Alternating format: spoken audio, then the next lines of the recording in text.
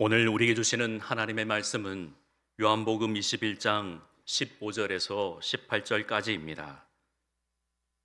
신약 186면에 있습니다. 요한복음 21장 15절에서 18절까지 말씀을 한 절씩 교독하고 18절 같이 읽겠습니다.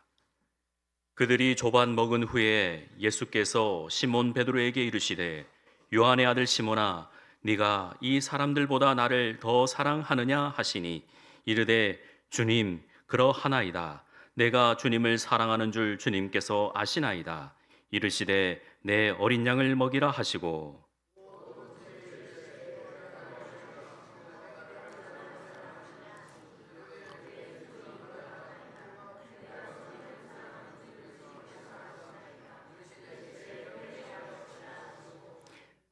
세 번째 이르시되 요한의 아들 시몬아 네가 나를 사랑하느냐 하시니 주께서 세 번째 네가 나를 사랑하느냐 하심으로 베드로가 근심하여 이르되 주님 모든 것을 아시오매 내가 주님을 사랑하는 줄을 주님께서 아시나이다. 예수께서 이르시되 내 양을 먹이라. 내가 진실로 진실로 네게 이르노니 네가 젊어서는 스스로 뛰고 원하는 곳으로 다녔거니와 늙어서는 내 팔을 벌리리니 남이 내게 띄우고 원하지 아니하는 곳으로 데려가리라. 아멘. 프랑스의 실존주의 철학자 장폴 사르트르는 우리가 잘 아는 이런 말을 했습니다.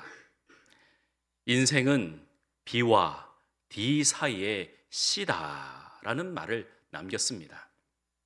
아마 한 번쯤은 들어보셨을 겁니다. 이 말의 B는 birth, 태어남이고요. D는 death, 죽음을 의미합니다. 그래서 우리가 태어나서 그리고 죽을 때까지 C, 즉 choice, 선택이다라는 것이죠. 아주 적절한 말인 것 같습니다. 이 사르트르는 굉장히 유명한 무신론자이면서 철저한 실존주의자였습니다. 이 사람이 주장했던 주장의 핵심은 인간의 실존이 우리의 본성을 앞서가는 거예요. 원래 나는 이런 사람이고 이렇게 행동하고 이렇게 움직이는 것이 우리의 본성이지만 현실에 있어서 우리의 현실에 놓여 있는 문제 때문에 나의 본성을 죽여가며 그 현실을 쫓아가서 살아간다. 그래서 저는 사르트르에 대해서는 자세히 알지는 못하지만 이러한 여러 가지의 이야기들을 통해서 보면 충분히 이해가 됩니다. 왜 그가 무신론자였고 또 하나님을 유럽의 그 팽배한 기독교 문화를 다 내쳐버리고 무신론이 될 수밖에 없었는지를 이해는 되지만 그의 결국은 무신론자였기 때문에 천국을 소유하지 못했다라는 겁니다. 오늘 이 중요한 이야기를 가지고 오늘 말씀을 전개해 보고자 합니다. 저는 최근에 이르러서 오늘 본문의 21장 말씀이 제 머리에서 떠나지 않았습니다. 김종수 목사, 네가 목회를 하는데 너 무슨 목회를 하고 싶어서 그러냐? 저에게 하나님께서 새벽마다 저를 일깨워 주시는데 계속해서 제게 말씀을 부어 주시는데 어떻게 너는 목회하려고 그러느냐? 너는 무슨 목회를 하려고 지금 밀양 무한교회를 섬기고 있느냐? 자꾸 제게 하나님께서 우리 성령 하나님께서 제게 자꾸 감동을 주시고 질문하시는 겁니다. 그래서 오늘 본문이 우리에게 저에게 특별히 주시는 말씀이다 하면서 여러분들과 함께 은혜를 나누고자 합니다. 목회학 전공을 하면서 그 전공하면 목회에 대해서 알기 때문에 전공하는 것이라고 하지만 다 아는 것이 아닌 거예요. 오늘 예수님께서 베드로를 찾아가시면서 하신 말씀이 베드로를 일깨워서 다시금 세워서 다시금 그 자리로 돌아오게 하면서 예수님께서 베드로를 위로하시는 장면을 보고 목회가 바로 이것이구나. 여러분들도 제가 받은 감동의 한 10분의 1?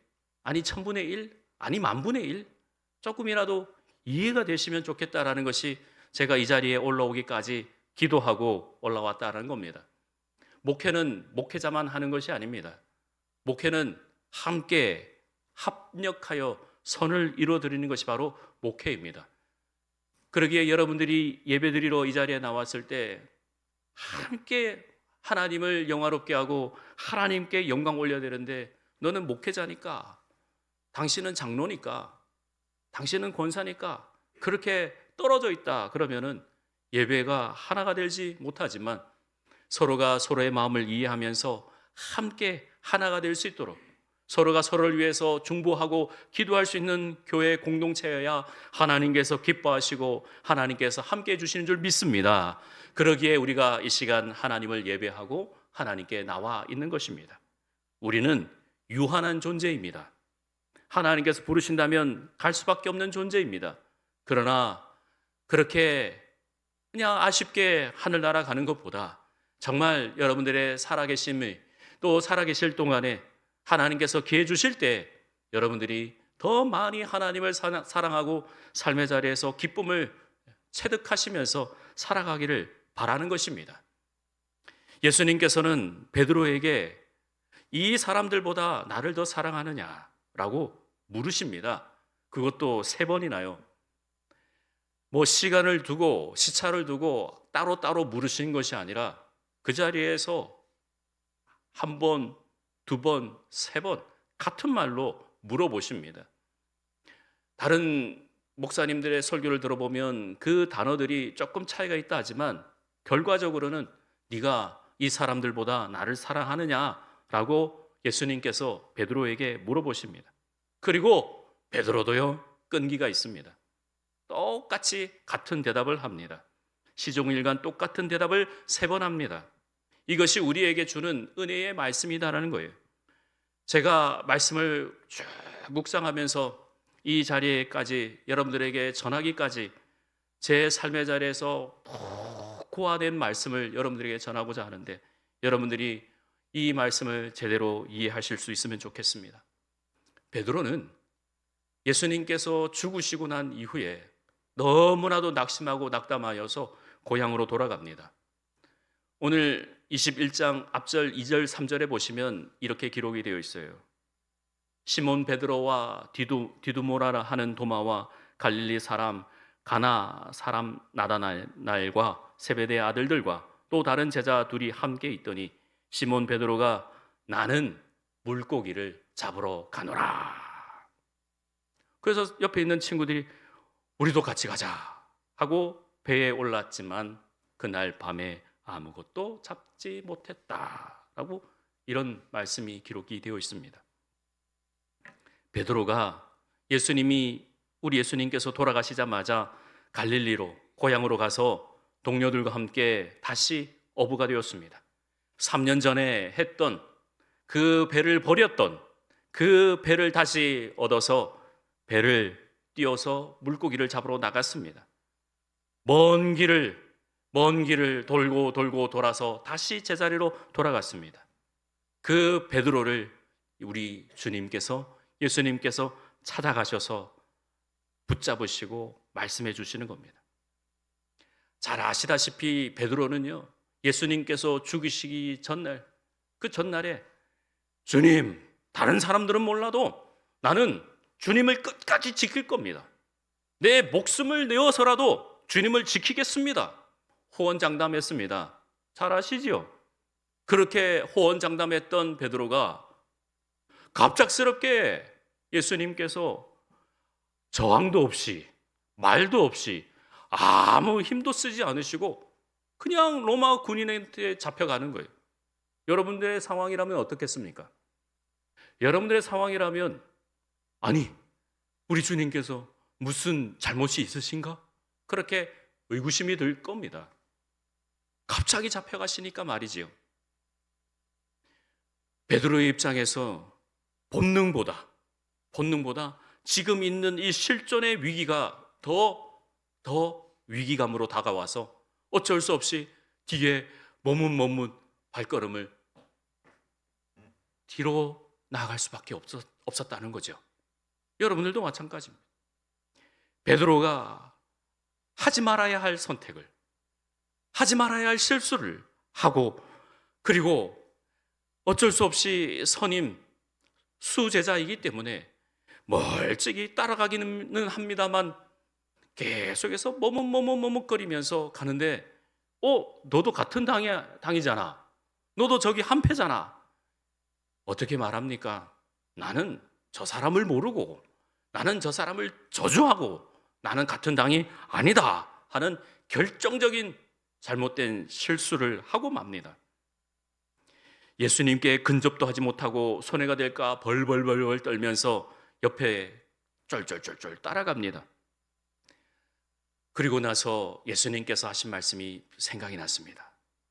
네가 닭 울기 전에, 3번 울기 전에 네가 나를 부인하리라.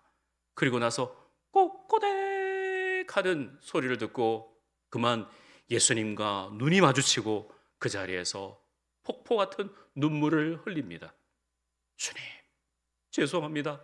주님, 죄송합니다. 그러고 주님께 씻을 수 없는 죄를 짓고 그만 그 자리를 벗어나 고향으로 낙향을 한 것입니다.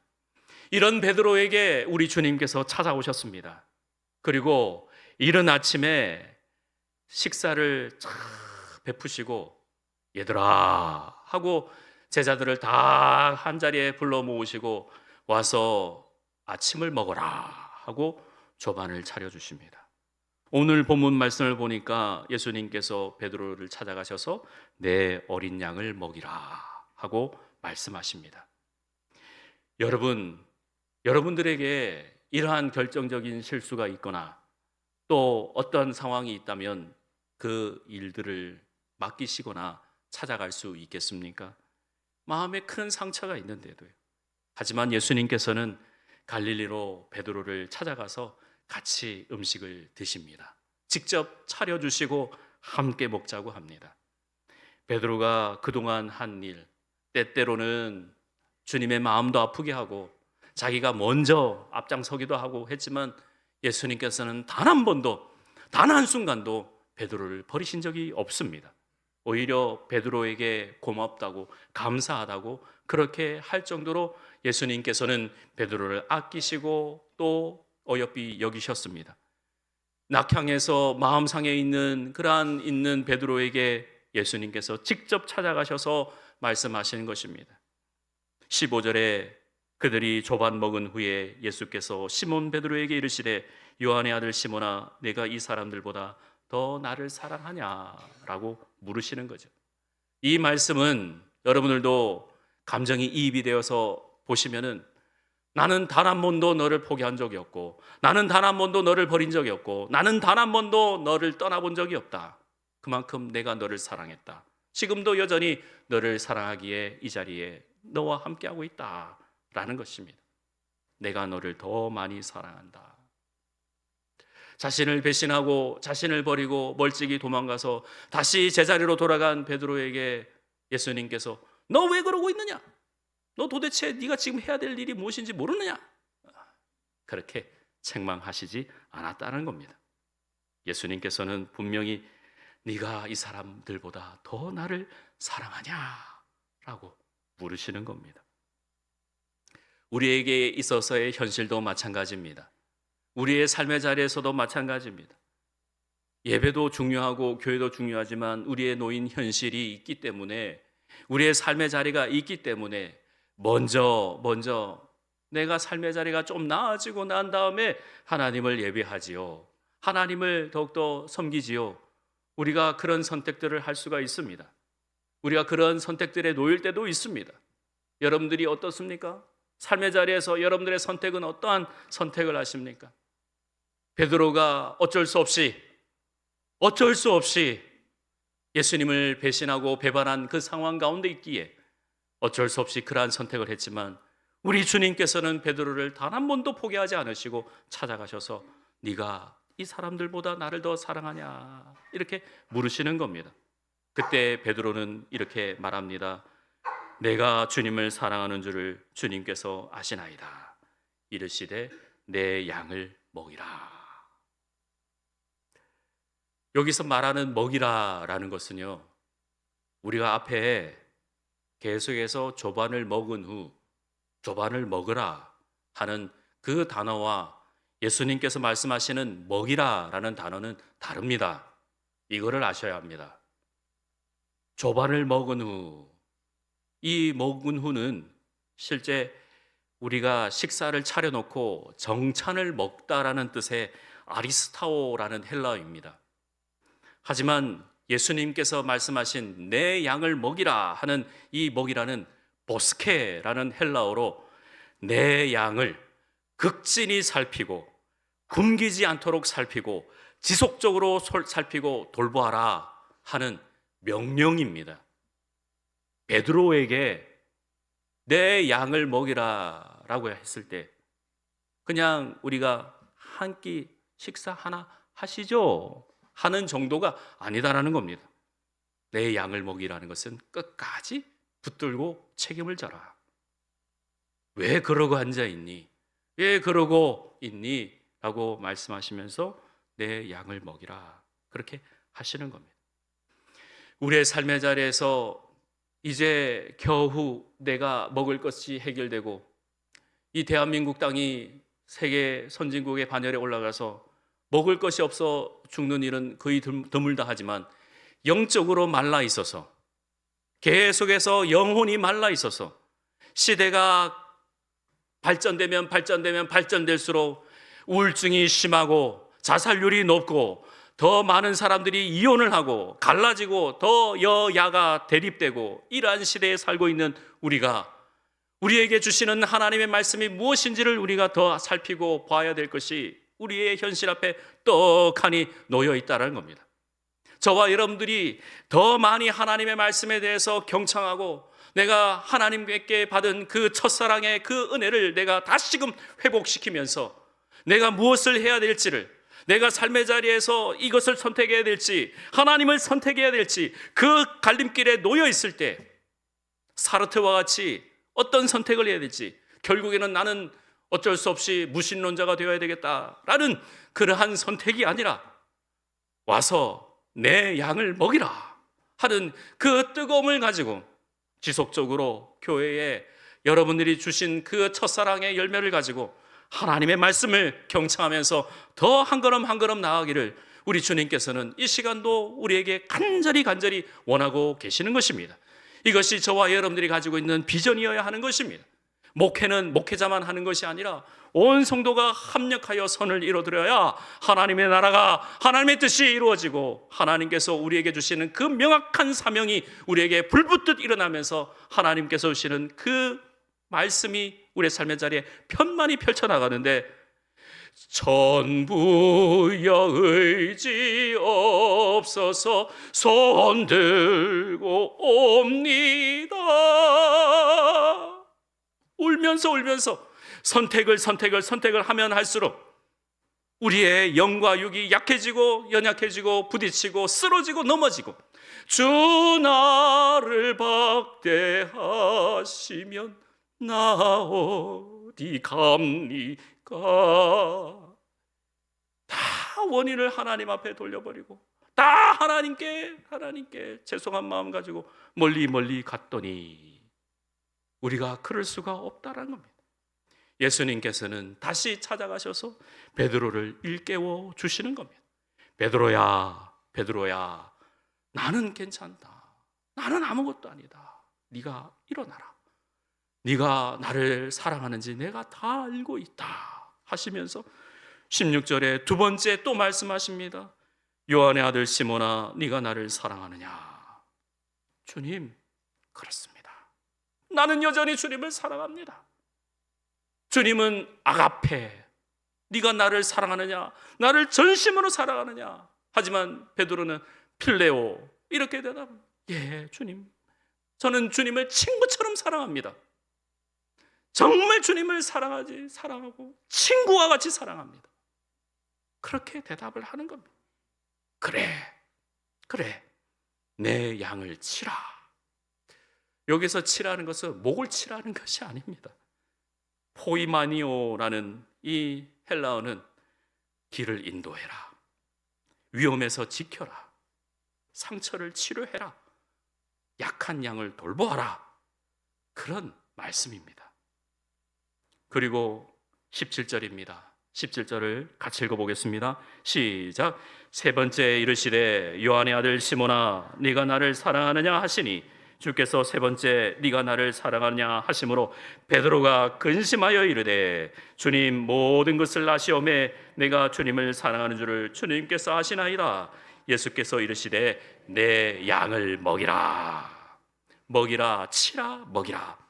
세 번을 강조하시면서 빨리 일어나라. 베드로야, 그러고 있지 말아라. 그건 너하고 어울리지 않는다. 하나님의 은혜가 있어 말씀을 몇 번이라도 묵상을 하니까 제게 주시는 은혜가 요한의 아들 시몬아, 요한의 아들 시몬아, 요한의 아들 시몬아 라고 베드로를 부르시면서 이렇게 말씀하시는 거예요. 베드로가 주님 여기 가요? 얼마나 좋은지 몰라요. 가이사랴 빌립보에서 그 제자들이 기뻐가지고 주님과 같이 있을 때 너무나도 행복해서 베드로가 이렇게 고백을 하죠. 주는 그리스도시요 살아계신 하나님의 아들이십니다.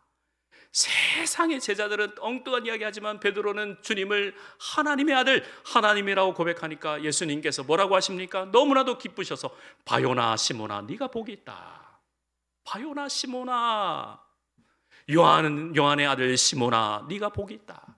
다시금 그때의 신앙 고백을 했던 베드로에게 다시금 일깨워 주시면서 오늘 본문에 요한의 아들 시몬아, 요한의 아들 시몬아, 요한의 아들 시몬아 네가 복이 있다.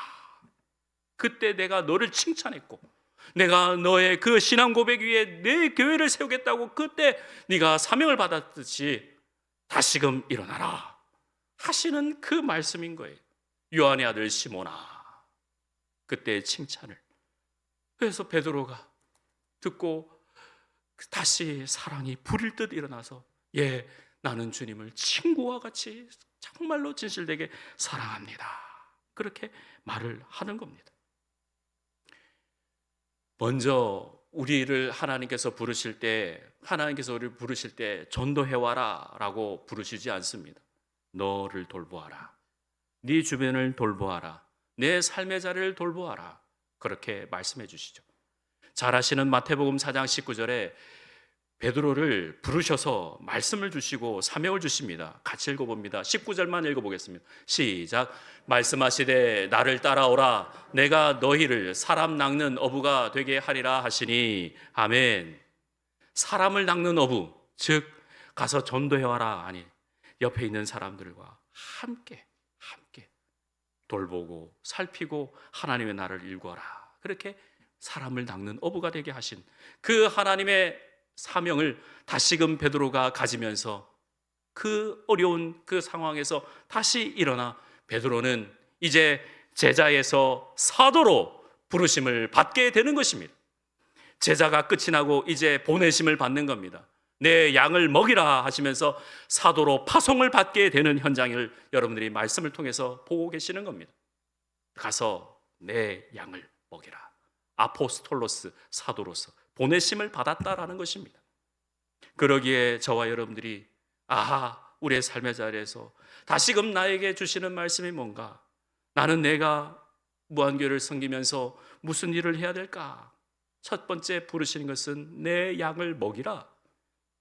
함께 합력하여 선을 이뤄 드리는 것입니다. 내 양을 계속 돌보아라. 내 양을 지켜보아라. 그렇게 말씀하시는 거죠. 그러기에 저와 여러분들이 하나님의 말씀에 대해서 더 많이 사랑하고 경청하면서 하나님의 뜻을 이뤄 나가는 것입니다. 결국에는 우리의 마음입니다. 우리 마음속에 정말로 주님을 제일로 여기고 사랑하는 마음이 있는가 들여다 봐야 하는 것입니다. 베드로처럼 넘어지고 실수하고 자빠져도 주님을 생각하면 다시금 일어나 십자가를 바라보고 뚜벅뚜벅 걸어가는 것이 저와 여러분들이 맡겨진 삶의 자리고 또 함께 양을 돌보면서 하나님 나라를 일궈 가는 것입니다. 마음이 부끄럽지 않아야 합니다. 주님 앞에 나의 허물을 토로해야 합니다. 우리 주님은 다 아시거든요. 다 알고 계시거든요. 베드로가 실수하고 부족하고 죄를 지었지만, 주님의 마음을 아프게 했지만, 우리 주님께서는 다 덮어두시고 알고 계시고 그 형편을 아시기에 베드로와 함께 해 주신 것입니다. 제가 요즘에 전도하면서 우리 성도님들과 함께 제 전도법 아시잖아요. 고구마 전도법. 예수 믿으십니까? 너무 좋습니다. 그래도 믿어야 합니다. 기도할게요. 이게 바로 전도법입니다. 예수 믿으십니까? 너무 좋습니다. 그래도 믿어야 합니다. 기도할게요. 제가 이렇게 점잖게 이야기하지만 밑에서 같이 할 때는 오도방정을 떨지요. 예배 시간이니까 오도방정은 떨지 못하지만 그렇습니다. 이 고구마 전도법을 한 김기동 집사, 당시 지금은 현재는 미국에서 목회하고 계시는 목사님이시지만, 이 고구마 전도법을 할 때 그가 이렇게 경험을 이야기합니다. 간증이지요. 아침에 차를 타고 가다가 붕 가다가 뒤에서 누가 차를 꽝 하고 박았습니다. 그때 딱 드는 생각이, 우와, 고구마다, 그랬답니다. 그래서 내려서 보니까 차가, 너무 좋은 차가 자기를 받아가지고 어이구, 귀한 분이 내리겠네 싶었는데, 보니까 그 내린 사람이, 어이구, 선생님 괜찮으십니까? 제가 깜빡했습니다. 실수했습니다. 아이고, 제 명함입니다 하고 주면서, 혹시 차를 수리하시고 보험하시고 다 하십시오. 나중에 연락 주십시오. 아이고, 죄송합니다. 출근 시간이니까. 예 하고 헤어졌답니다. 저녁에 되어가지고 이 집사님이 이제 편의상 바친 사람이라고 하겠습니다. 받은 사람. 그래서 받은 사람에게 바친 사람이 전화를 했습니다. 전화를 하면서, 예. 수리비 얼마 나왔습니까? 받은 사람이, 아유, 언제든 다 수리하십시오. 병원에도 입원하시고 제가 다 되겠습니다. 그것보다요, 오늘 저녁에 밥 한 끼 먹지요. 밥 한 끼만 사주면 괜찮습니다. 아이고, 그러세요. 제가 시간을 내겠습니다 하고 저녁에 딱 만나가지고 그 자리에서 전도를 합니다. 자기가 어떻게 예수를 믿었고, 주일 예배 드리지 않고 도망가다가 정면 충돌해가지고 자기가 죽을 뻔하다 살고, 아들, 딸이 크게 다치고, 자기 와이프가 어떻게 해갖고 겨우 하나님께서 살려주시고 막 했던 거 막 간증을 하니까 이렇게 듣더랍니다. 꼭 이렇게 듣고 있다가, 아이고, 선생님, 그러면 밥 먹고 나서 우리 집에 가서, 받은 사람이 우리 집에 가서 차 한잔 하시죠. 그러고 나서 바친 사람과 받은 사람이 집으로 갔습니다. 받은 사람의 집으로 갔어요. 그리고 받은 사람이 집에 가니까, 와, 너무 좋은 거예요. 그리고 명함을 보니까 처음 보는 직업인데, 지금은 흔한 직업이에요. 옛날에 있는, 지금은 막 기업들이 우리나라 바로 들어와서 하잖아요. 그때 초창기 때 어마어마하게 부자인 사람이에요. 걔 가서 보니까, 와, 집 좋네 하고 앉아 있는데, 막 이런저런 이야기하다가 이 받은 사람이 이야기합니다. 부인에게 이야기합니다. 여보, 이번 주에 이 집사님 따라서 우리 교회 한번 나가볼까? 그 말을 딱 하는 순간 저기 부엌에서 착착착착착 차하고 과일 준비하는 그 여자가 갑자기 와가지고 그 집사님한테, 고맙습니다. 뭐가 고맙다는 거지? 너무 생뚱맞아가지고 뭐가 고맙다는 거지? 그 밤에 그 여인이 이야기를 추르르르 하는, 7년 동안 자기도 전도받아가지고 남편 교회 한번 데려볼까 싶어가지고 교회 한번 가입시다 해도 바빠서, 일이 많아서 뭐 그렇게 하나님께 기도했는데 들어주지 않는데, 처음 본 사람이 와가지고 몇 마디 했는데, 여보, 교회 한번 나가볼까? 이랬는데 얼마나 고맙고 감사한지, 얼마나 가슴이 뜨거운지, 고맙습니다. 이제 하나님께서 응답해 주시는가 보다. 그래서 자기 구역으로 와가지고 등록시키고 같이 신앙생활 하는데, 기도 제목이 올라왔는데 보니까 이 가정에 아이가 없어요. 아이를 주세요. 그 구역장이 담대하게 선포하고 기도합니다. 하나님, 이 가정에 아이를 주시고 하나님께서 역사하시고 하나님께서 함께 해주세요. 그런데 이 구역원들이 구역장님 곧 말라고 기도합니까? 새 가족인데 아이가 안 생기면 낙담하고 실망할 건데. 아닙니다. 우리는 믿음으로 선포하는 겁니다. 주신 이도 하나님이시요 거두는 이도 하나님이시니 하나님께서 이루실 겁니다. 그래서 기도를 합니다. 그랬더니 딱 10개월 뒤에 아이가 이렇게 생겨가지고 유모차를 끌고 가니까 그 받은 사람이 하나님이 주셨어요. 하나님이 주셨어요. 믿음이 생기는 거예요. 하나님이 주신 거예요. 자기가 낳은 아이를 하나님이 주셨다. 우리는 하나님의 사람들이기 때문에 이 세상에 속한 사람들이 아닙니다. 우리의 머릿속에 있는 생각과 사고는 하나님과 함께 하나님을 대해 사는 사람들입니다. 그러기에 기도할 때 어떤 선택을 할까? 18절에 내가 진실로 진실로 너에게 말하노니 네가 젊어서는 스스로 띠뛰고 원하는 곳으로 선택하며 다녔지만 늙어서는 네 팔을 벌릴 것이라. 이제는 네 선택이 아니라 하나님께서 너를 선택해 주신 대로 너의 그 소유권과 너가 가지고 있는 그 생각과 너의 마음은 이제 원하지 않는 것으로 하나님께서 인도하실 것이다. 그렇게 베드로에게 말씀하시는 겁니다. 자, 내 양을 먹이라. 여러분, 여러분의 삶의 자리에서 갖가지 맡은 사명이 있고 직분이 있을 겁니다. 내 양을 먹이라. 그것이 우리가 가장 우선적으로 하나님께 주신 말씀을 가지고 기도하면서 각 목장에서 선포하고 기도하며 믿음으로 선포하세요. 믿음으로 선포하시면 반드시 열매 맺을 줄 믿습니다. 여러분들이 갖가지 있는 그 마음속에 입으로 선포하실 때, 기도하실 때 하나님의 나라가 이룰 줄 믿습니다. 그래야 하나님의 뜻이 이루어지고 하나님께서 결국에는 승리하신 그 길을 우리도로 걸어가게 하시는 줄 믿습니다. 한결같이 하나님의 뜻을 이루시고 늘 승리하시기를 주의 이름으로 축원합니다. 하나님 아버지 감사합니다. 우리 모든 성도들이 이 세상에 속한 사람이 아닌 하늘에 속한 사람으로 하나님의 뜻을 이루고 하나님께서 주시는 그 은혜로 말미암아 하나님께서 먼저가 계셔 주시고 때로는 불기둥과 때로는 구름기둥으로 우리의 삶을 인도하시고 함께해 주옵소서.